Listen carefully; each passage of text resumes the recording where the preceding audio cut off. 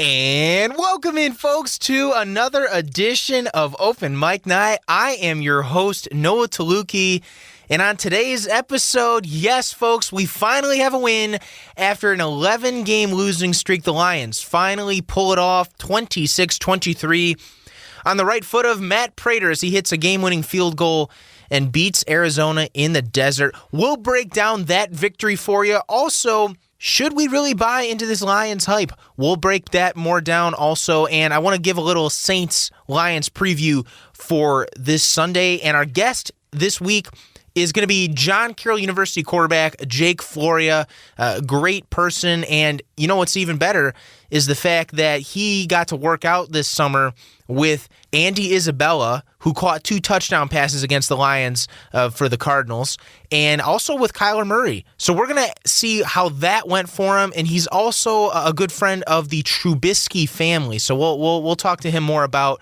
Mitchell and his family. So it should be a fun podcast. I'm really excited because I love it when the Lions win. When the Lions win, my whole day just gets better. My Monday today, as we record, it got so much better. I woke up today, and the first thing I thought of was, you know what? We actually won that game, and I just feel so much better. Last 2 weeks, it's been difficult. You know, after a Lions loss, I got to cool off usually because my head is so red, and I just I'm yelling at the TV all the time. But after wins, I'm very, very happy, very excited. I go running around the house like crazy. It's just me. It's just who I am with the Lions, and they've always. That's just why I never give up on them. But this is the deal with them. You know, every time that we think they're going to lose, they always find a way to win. This week, they go out, and we're all talking about 0-4. 0-4 start. Cardinals are really good, and Saints are really good. I said last week, Matt Patricia and Bob Quinn should be fired if this team starts out 0-4. But guess what? They're not going to start off 0-4 because they beat a really good team, the Cardinals, on the road. I think this is a tremendous victory. And look, people could talk about how, you know, we want to see more. Obviously, I want to see more. Obviously, we have to see more. This isn't the end of the season. We didn't just make the playoffs. We have to see more from this team. But in the end, these guys get paid to win.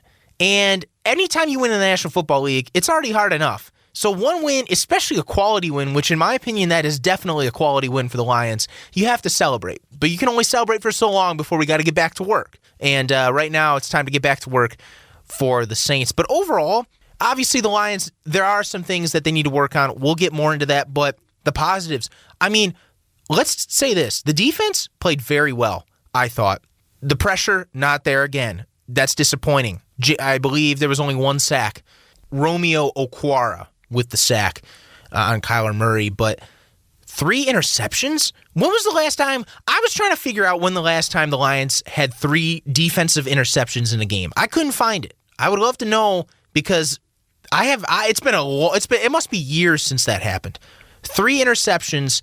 Of course, it's awesome to see Jeff Okudah get his first interception too after all the scrutiny that he's been through the last few weeks for underperforming and all that. Very good to see that he finally got it. He also had a really nice hit on DeAndre Hopkins on the goal line over, I can't remember what quarter it was, but that was a nice hit. That was also good to see from Okudah. He improved from week 2 to week 3. Very, very happy to see that. However, he does need to get better in his pass coverage because the one-on-ones that he had with DeAndre Hopkins, he kept getting burned. And, 10 receptions, 137 yards. The old veteran DeAndre Hopkins had over the rookie Okudah. And it just begs the question for me, especially with that. I wonder why the Lions weren't playing more help over the top. You know, it just seemed like he was always on an island with Okudah, and they just kept going after him. Now, granted, there weren't a whole lot of, huge plays, but they were just, little 10, 15-yard gains. And, it just made me think, why doesn't Matt Patricia or Corey Unlin or whoever the heck's calling the defense, why don't they try to put a safety help over him? I don't know. That's just me. It's that cover 1 stuff that the Lions are running, it seems like. And obviously we know that they love to play man-to-man, but I thought it was interesting. They should have had more safety help. I think they should try that next week. I don't know why we're not trying more zone, but still, it was enough to get the Lions a victory, and really that's all that matters, especially in this league, the NFL. Gotta win games. You get paid to win games. So I was very, very impressed with that. Also, I always give a shout out to somebody on the special teams because I like special teams sometimes. And I got to give a shout out again to not only just Matt Prater, but Jack Fox. I think this guy is on his way to being a Pro Bowl punter. I know we're only 3 weeks in, but this guy has the most yards per punt in the NFL. I believe it's just over 54 per punt. He's looking really good. He's a boomer out there. And that's really good to see, especially since we lost a veteran punter in Sam Martin. And I don't want to go too crazy over punters, but it definitely can play a factor in field position. So really happy to see Jack Fox performing out there. On the offensive side of the ball, I was impressed with our receivers. I thought Kenny Golladay played well. He had that really nice touchdown grab that barely got over the end zone. By the way, that referee, they took forever on that call. Clearly a touchdown. I don't know why they looked at that for so long. Just another problem that sometimes the NFL referees have, looking at these plays for way too long. Stafford, I thought this was his best game of the season. Did not throw an interception. 22 of 31, 270 yards, and 2 touchdowns. One, of course, to Kenny Golladay. The other one to Jesse James. Jesse James. It's been a while since I've heard that name. To be honest, I think a lot of fans were wondering if he was even still on the roster because that's his first touchdown as a Lion, and we signed him last year. I believe they paid him like $20 million or something like that, but it was a lot of money they paid him just to be a blocking tight end because that's mostly what he is. But if we can get Jesse James more involved, along with TJ Hawkinson, who, 4 receptions, 53 yards, pretty efficient, but we need to get TJ the ball more. I think having that tight end in the mix, especially in today's NFL where a lot of the good teams have really elite tight ends like Travis Kelce with the Chiefs or George Kittle with the 49ers, I think that would really help our offense out more. I like how we're targeting him, but we just need to go target him more. He had 7 targets along with Kenny Golladay. They tied for the lead in targets. Stafford also with a 119.0 quarterback rating, his best of the season. That's the Stafford that we know right there. Not the Stafford from the last 2 weeks. So I thought he was efficient.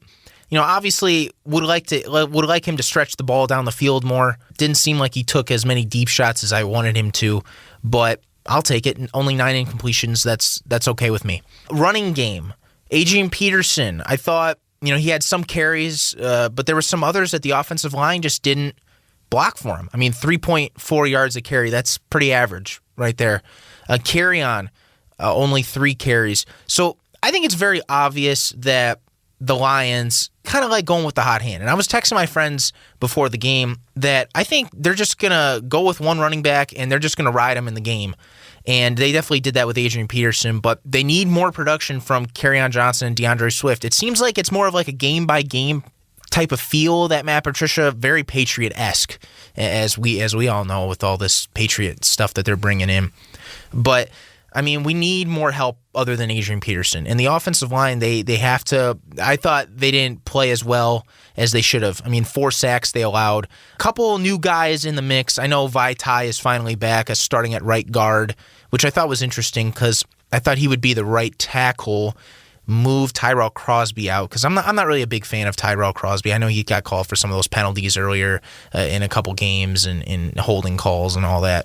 I don't know why they didn't go with Vaitai at the right tackle, which they paid him to do, and then why not go with one of the rookies or Jonah Jackson? I don't know why he didn't go to right guard and maybe put Logan Stenberg at the left guard. I don't know. Maybe that's just an offensive line mix-up. Maybe they just want to try different combinations. But at least it was enough to get the win, but they just need more of a push up front. 90 yards total on the ground. The Lions, they need to get some more. They need to get some more yards going. But overall, defense played with more energy, with more passion out there. I saw them flying around. They were celebrating after hits and all that, so that's good to see. Also, another Patriot-esque thing is to take out the opposition's biggest play threat, and arguably for Arizona, that's Kenyon Drake. And he only finished with 73 rushing yards and only finished with 1 catch. So I think the Lions overall did a good job stopping the big play threat. DeAndre Hopkins obviously playing well. He's one of the big play threats that the Lions didn't stop. But a more versatile Drake, they were able to hone in on. And Kyler Murray, same thing. I know he had that rushing touchdown where he juked out Jeff Okudah, but I mean, he didn't play that well. I mean, he threw obviously those 3 interceptions, but I think part of that was that the Lions defense was good enough to force him into those situations. So I think the Lions defense gets some credit here, Corey Undlin as well, but they have to keep this going. They got to beat the Saints this week. This would be a huge win for them. Saints are not that hot. I mean, they're coming off of 2 straight losses. They just lost Sunday night to the Packers. This game really intrigues me because, at first, there wasn't a whole lot of hope for the Lions to win this game. But I think now, since they beat the Cardinals, they're actually, and then on top of that, the fact that the Saints lost to the Packers at home, I mean, you kind of add it up and you kind of think, well, the Lions may have a little more momentum heading into this game than we previously thought. But Drew Brees, I mean, he's looking like a 41-year-old quarterback now, and that's not on the good side. I mean, 760 yards passing through 3 games, only 7.3 yards an attempt, is what I see here. I mean, that's very un-Brees-like, if you will. So I don't think he's really chucking the ball down the field as much as they've done in the past. I think some of that arm strength has really taken a toll on him. So don't expect the Saints to go deep in this one unless they want to target that cover 1 defense of the Lions. But it just seems like Drew Brees just doesn't have it in him. So he's going with a lot more underneath routes, and how to defend those underneath routes is through the zone coverage. And the Lions don't really run a whole lot of zone. So it's going to be interesting to see how they match up. But Lions did a good job, like I mentioned before, of stopping Kenyon Drake, their number 1 playmaker. But their number 1 playmaker is Alvin Kamara. Get this, the Saints' leading rusher and receiver. 285 yards receiving, 153 on the ground, 6 total touchdowns on the season. So he's definitely their playmaker that the Lions have to stop. I really am curious to see how they're going to neutralize him, because if they're running things all over the middle of the field and we're playing man-to-man, that's going to be tough to stop, especially with our corners and how that has been a real struggle for us this season. I want to see how we defend Kamara. Are we going to put a linebacker out there on him? Are we going to make sure a corner is covering him on every play? Because I was watching that Patriots-Raiders game last week before the Lions game at 4:25 as a 1 o'clock start. And I'm just seeing, they're matching up. I know Darren Waller is a tight end, but they totally took him out of the game. And he's their number 1 play threat for the Raiders. And they were putting corners on him, linebackers. They were putting all kinds of different players, safeties. And so I think, especially since the Lions love to think like the Patriots, they may do that with Alvin Kamara. They may put all kinds of different players on him. So we'll have to see. Obviously, I think the Patriots have a way better system than the Lions in terms of that defense, but I think if they can neutralize Alvin Kamara and force Drew Brees to throw it down the field, then the Lions defense should feast, because Drew Brees is not really as good with that deep ball anymore, especially with guys like Michael Thomas. They've lived through that deep ball in the past. Not going to be the same. We don't know if Michael Thomas is even going to be healthy. He didn't play against Green Bay, so we'll have to see about that. I don't think he's going to play, but I think it's going to be an interesting matchup. If the Lions win, if the Lions beat the Saints, we're going to be 2-2 before the bye week, and then the schedule opens up. I mean, if you look at this schedule, there's a lot of winnable games here. After the bye week, they head to Jacksonville. They head to Atlanta, who is just a train wreck right now. Then they have the Colts at home. Then they go to the Vikings, who are also 0-3. Then they host Washington. That's also a train wreck over there. Head to Carolina. I mean, Carolina isn't much anything special without Christian McCaffrey either. Texans at Bears, Packers at Titans, Bucks, and Vikings. There's some games that the Lions can win. But we've seen in the past, there's some things with the Lions script that they always seem to lose the games that they should win and then rise up in the games that they are expected to lose. So we're going to have to see, obviously, a new season. I don't want to think like that, but, I mean, history says what this team is all about. And it doesn't, this win is great, but it does not excuse the fact that Matt Patricia and Bob Quinn have had their fair share of mistakes.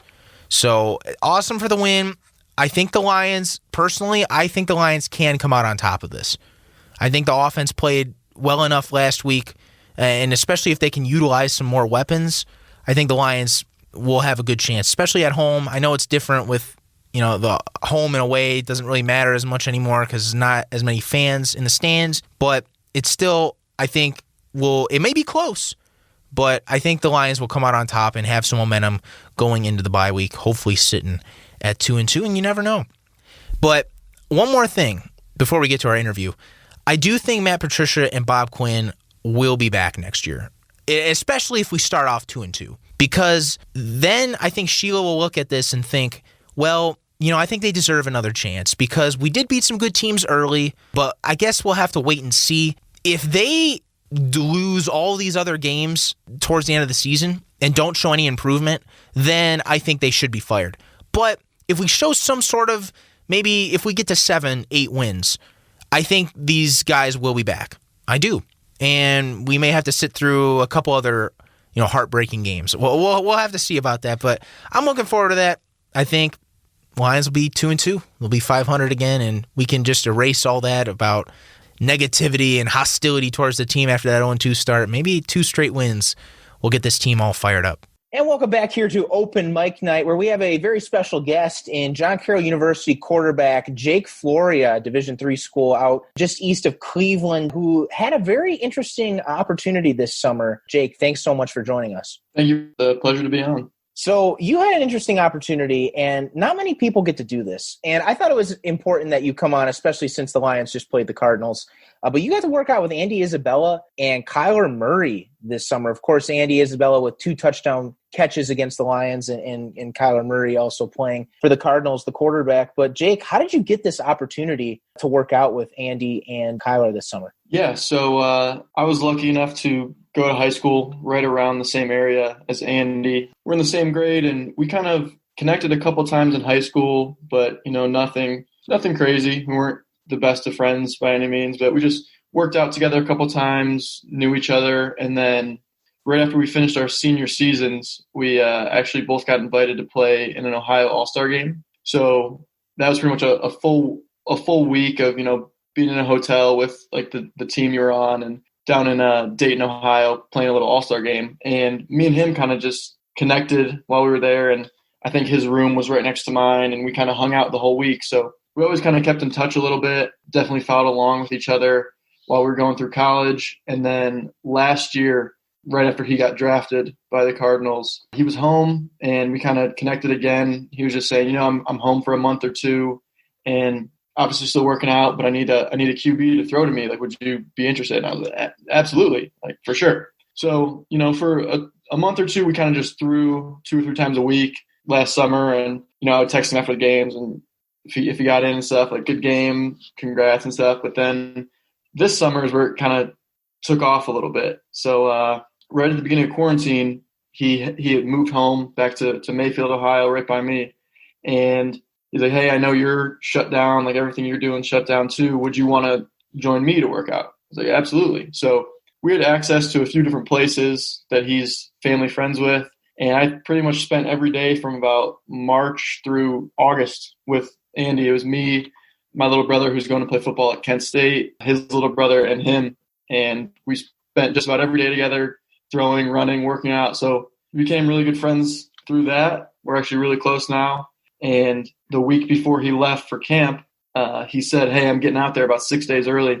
Would you want to come with me and work out with Kyler, D-Hop, Christian Kirk, all those guys? So I immediately jumped on that, was out there with those guys, throwing, working out with them. And it was a blast, and I learned a lot on. Now, was that down in Arizona when you saw them? Yes. So we were in Tempe, right outside of their practice facility.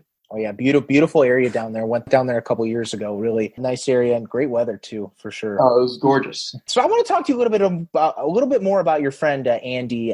He was kind of labeled as that undersized guy throughout his whole career. But all he did when he went to the University of Massachusetts was just produce. All he did was catch that football. And, that's kind of what led the scouts to say, you know what, even though he's not, the biggest or the tallest or the fastest guy, he still can catch that football. And that led to him drafted in the second round, 2019. So just talk about that journey that you've experienced with him, with regards to just being that undersized guy, but just that work ethic and those hands that he had. Yeah, so definitely the first thing that comes to mind with him is work ethic. He is thinking about football pretty much 25 hours a day. It's nonstop. Every second of what he's doing has a purpose, and it's devoted to being the best football player he can be. I thought I worked really hard, and I know on my team at school, I would hope that guys think of me as a hard worker and a leader in that sense. And he elevated my work ethic by a million. So being around him helped me a lot. And, it's just good to see someone at that next level that's just working their butt off to compete, because it, gives everyone a sense of hope that that goal is someday achievable. I wanted to ask you a little bit more about this experience in Arizona, with Kyler Murray and DeAndre Hopkins. I mean, these are two of the biggest faces really in the NFL right now. So talk about your experience with Kyler Murray and what did he bring to the table during those workouts? Yeah, so I went out there, and the plan was just originally to work out with Andy and a couple of the receivers, and I was obviously excited about that. Really wanted to go out there and do it, but then we got out there, and he's like, "Hey, Kyler's coming today." I was like, "Oh, that's going to be awesome!" So he came out, and me and him worked together for a little bit. I kind of picked his brain about, hey, what do you do in the off season? How do you take care of your arm? Little things like that. And then we pretty much just jumped right into it for a couple sessions of just throwing routes on air type stuff. And a lot of it was just me, observing and asking, hey, when you're throwing this route, what's your footwork? What do you look like? Just little details. Because it's still the one thing I learned, it's still football. It's not a completely different game that they're playing. So the general ideas, the general topics, if you've played high school, college football, you know what's going on. It's just they're very refined on the little details. So that's what I was trying to learn from him while I was out there. What was it like just being surrounded by all that talent, just being able to throw with some of the best receivers in the game and just being able to just be surrounded by all of that amazing ability in the National Football League? Yeah, it was awesome to see. Like I said, D-Hop was there, and I remember a ball getting thrown to him where I'm like, it's probably a little too high. And it just, wow, he jumps up there, snags it like it was nothing. I was like, that's when I was like, wow, he's a freak. He's something special. So he impressed me a lot. Some of those other guys too. Even Andy, just working out with him on a daily basis, he's very fast. As everyone knows, at the combine, he ran a 4.31 or a 4.33 or something. So just throwing with him, there's a couple balls you throw out there, I'd probably put that too far. And all of a sudden he's under it, catching it. Wow, that dude can fly. So another interesting thing about you, Jake, is that you had a relationship with Mitchell Trubisky and his family. Of course, you attending the same high school as Mitchell, at Menor High School on the east side of Cleveland. I just want to ask you about what is your relationship like with Mitchell Trubisky and his family, and how far does that go back? Yeah, so the Trubiskys and I are pretty much our whole family are good family friends. That goes back, until maybe I was in 6th grade, 8th grade, somewhere around that time. It actually started because of our little brothers. They played on the same travel basketball team when I think they were in kindergarten or 2nd grade. My brother just started his freshman year of college, so that shows how far back that goes. But I am all the time, or not anymore, but in high school all the time I was, over the Trubisky house, or we were all hanging out doing something. And I would consider his little brother, his youngest brother, Manning, probably my best friend. I know we live together, and that kind of helped my bond with Mitchell a little bit too, just because around Manning, around the family. So I definitely know him well, know the family well, and it's been a good relationship. Talk about any interesting stories that you might have with Mitchell. Mitchell, of course, just growing up with him and just being able to experience that. Did you know at an early age that he'd be playing in the NFL one day? Yeah, I think the whole city of Menor, where we were from, kind of knew that. We all played in a youth league together. He was on a different team because it's all based on area, and we're probably 10 minutes away. He was always for his age, probably the best player in the youth league, which is no surprise. So growing up, I was he's a good player. He's going to be the quarterback at Menor one day, yada yada yada. And then all of a sudden, he's at Menor High, and he's a sophomore starting in a game against, I think, Ed's, and it was at Cleveland Browns Stadium. And he balled out as a sophomore. Everyone's like, okay, wow, he might be the real deal. So kind of from then on, everyone was like, yeah, we know he's going somewhere big. We're just excited to see what happens. Mr. Football in the state of Ohio in 2012. You played quarterback at Menor couple years after Mitchell left. Talk about that experience. You had some big shoes to fill, that number 10 spot, Mitchell's number. Just talk about what that legacy was that he left in the quarterback position for the Menor Cardinals.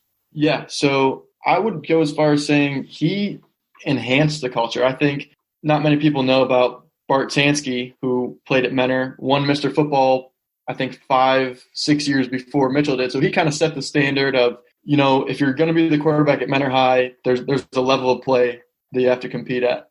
And then Mitchell got in there and just blew that wide open, just took that standard and rose it by 12 notches. So it was definitely big shoes to fill, but the coaches at Menor do a good job of kind of telling each player to just play like yourself, especially the quarterbacks, like be yourself. We don't, if for example, when I was in there, they told me we don't need Mitchell playing right now. We need you playing as yourself right now. So I think the coaches there have done a great job, and I hope that continues for years to come. Now, of course, on this past Sunday, we just saw, Mitchell, he got benched in the game against the Falcons. And then just today on Monday, they announced that Nick Foles will be the starter going forward. Obviously you're friends with the family and Mitchell pretty well. Just talk about maybe some advice you might give him. It seemed like from the interviews he handled it with a lot of class. But just talk about some advice that you could give him. Yeah, so I know he's a hard worker, and I know he's very competitive. So obviously as a competitor that will bring you down a little bit.